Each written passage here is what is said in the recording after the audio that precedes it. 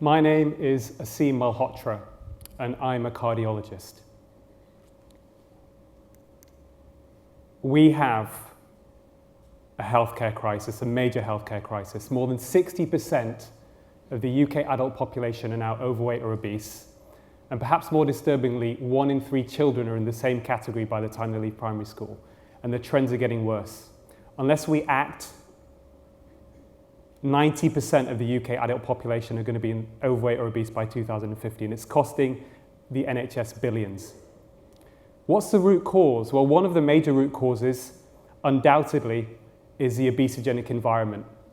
It's become almost impossible to avoid sugary processed foods wherever you go, whether it's on the high street, whether it's in gyms, health clubs. But for me, the biggest scandal is that we've even allowed our hospitals to become a branding opportunity for the junk food industry. And that's where my journey started. Almost 7 years ago, one summer, performing emergency keyhole heart surgery in the middle of the night on a man in his 50s, a life-saving procedure. And the next morning, I'm on a ward round, and I'm talking to him about a healthy diet. And when I'm talking to him about that and stopping smoking, he was a heavy smoker, he gets served a burger and chips. And he says to me, "Doc, how do you expect me to change my lifestyle if you're serving me the same crap that brought me here in the first place?" And that started me off on a journey of several years of research. And on that journey, I discovered something else which most doctors weren't aware of. I wasn't certainly aware of.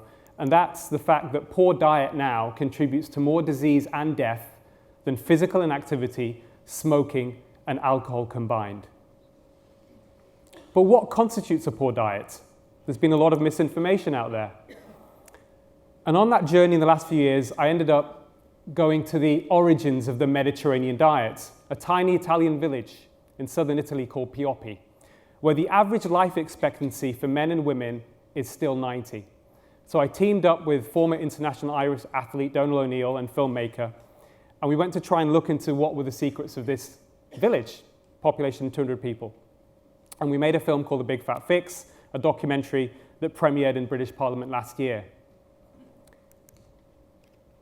The Pioppi Diet is that fix. What it does, it brings together modern medical scientific research, independent research, with the secrets of that village to produce a 21-day plan that can dramatically and rapidly improve your health, not just help you lose weight. And it addresses several myths, including the Mediterranean diet has been wrongly interpreted for decades. Eating fat does not make you fat, and saturated fat does not clog your arteries. Cholesterol is actually good for you. If you're over 60, it can actually lead to a longer life.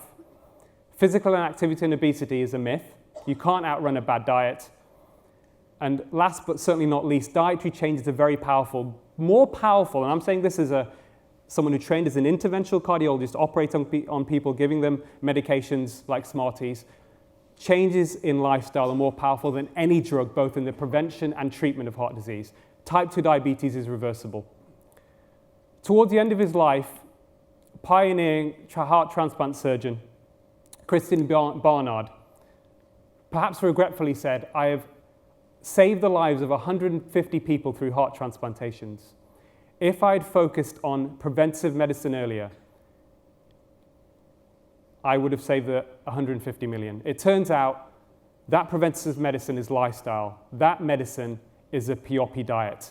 If everybody in the UK adopted the Pioppi diet, we would solve our healthcare crisis within a year. Thank you very much.